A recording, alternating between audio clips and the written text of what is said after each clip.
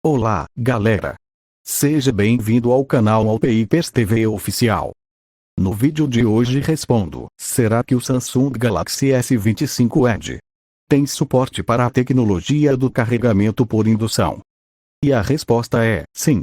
O Samsung Galaxy S25 Edge tem suporte para a tecnologia do carregamento por indução, assim dá para carregar de forma mais prática, felizmente.